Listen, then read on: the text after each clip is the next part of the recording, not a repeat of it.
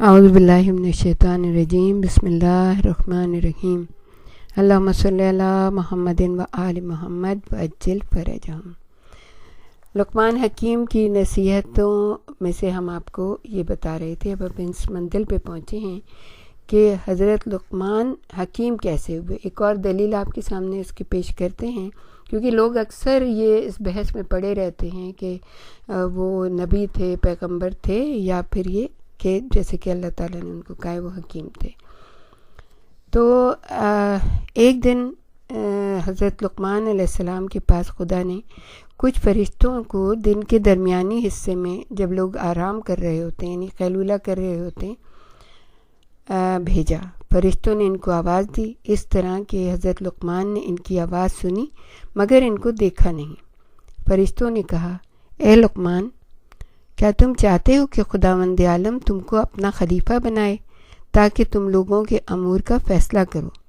حضرت لقمان نے جواب میں کہا، اگر پروردگار عالم مجھے اس کا حکم دیتا ہے تو میں اس کی اطاعت کروں گا، کیونکہ اگر میں اس کے حکم کو قبول کروں گا تو وہ میری مدد کرے گا اور جو کچھ اس عہدے کے لیے ضروری ہے مجھ کو تعلیم دے گا اور مجھ کو لغزشوں سے محفوظ رکھے گا۔ دیکھیں آپ جواب دینے کا طریقہ آپ دیکھیں کتنا خوبصورت۔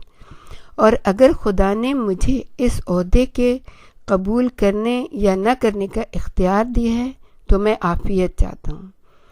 ملائکہ نے پوچھا، اے لقمان، کیوں ایسا کہہ رہے ہو؟ حضرت لقمان نے فرمایا، لوگوں کے درمیان حکم کرنا اگرچہ خدا کے دین میں بہت بلند مرتبہ رکھتا ہے، لیکن اس کی بلائیں اور آزمائشیں بھی بہت سخت ہیں۔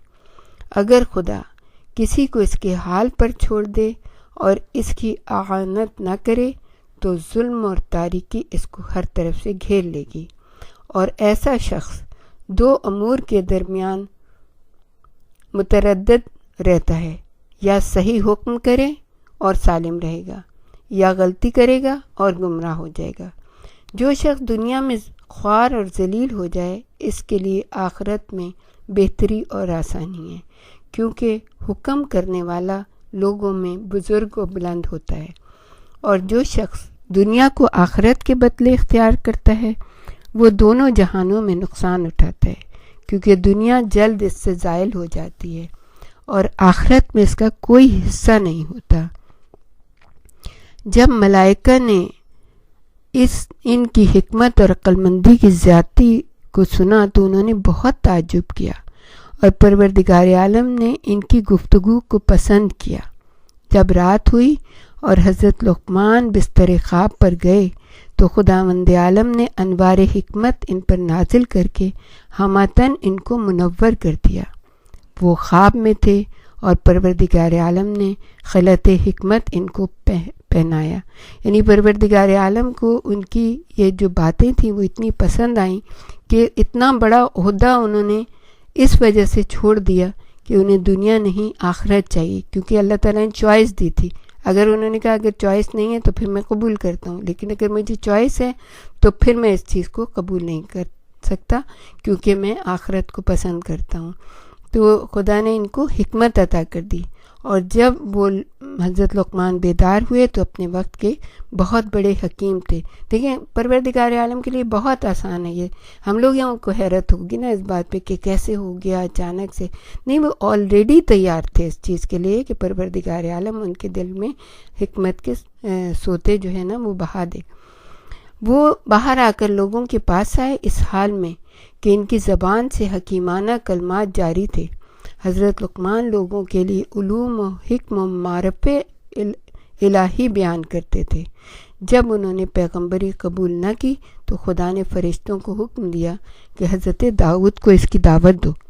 حضرت داؤد علیہ السلام نے دعوت کو قبول کر لیا، اور وہ شرطیں جو حضرت لقمان نے پیش کی تھیں انہوں نے نہ کی، تو پروردگار عالم نے اللہ نے ان کو زمین پر اپنا خلیفہ بنا دیا، جس کے دلیل خود قرآن مجید کی یہ آیہ کریمہ ہے، انا جعلناک خلیفتاً فی الارض، یعنی سورہ صاد کی آیت نمبر 28، اے داؤد ہم نے تم کو زمین پر اپنا جانشین اور خلیفہ بنایا۔ اب حضرت لقمان اکثر حضرت داؤد سے ملاقات کے لیے آتے اور ان کو اپنے علم و حکمت اور موعظے سے نصیحت کرتے تھے۔ حضرت داؤد ان سے کہتے تھے، آپ بہت خوش قسمت ہیں کہ خدا نے آپ کو حکمت عطا کی اور امتحان اور آزمائش کو آپ سے دور رکھا۔ خلافت داؤد کو دے دی گئی اور ان کو معرض امتحان میں ڈال دیا گیا۔ پیغمبر اکرم صلی اللہ علیہ وآلہ وسلم سے حدیث نقل ہے کہ آپ نے ارشاد فرمایا، میں یقین سے کہہ سکتا ہوں کہ لقمان نبی نہیں تھے بلکہ خدا کے بندے تھے جو بہت زیادہ غور و فکر کرتے تھے۔ ان کا ایمان و یقین اعلیٰ درجے پر تھا۔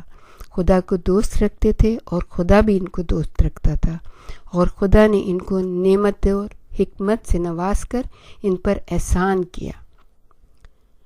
ابن عباس سے روایت ہے کہ رسول خدا نے ارشاد فرمایا، سوڈان سے 3 افراد کو لے لو جو جنت کی طرف رہنمائی کرنے والے ہیں۔ پہلے ہیں لقمان حکیم، یعنی ان کی حکمت کی باتوں پہ غور و فکر کرو، اور پھر ہے نجاشی بادشاہ جس نے اسلام قبول کر لیا تھا، اور پھر مؤذن رسول صلی اللہ علیہ وسلم یعنی حضرت بلال۔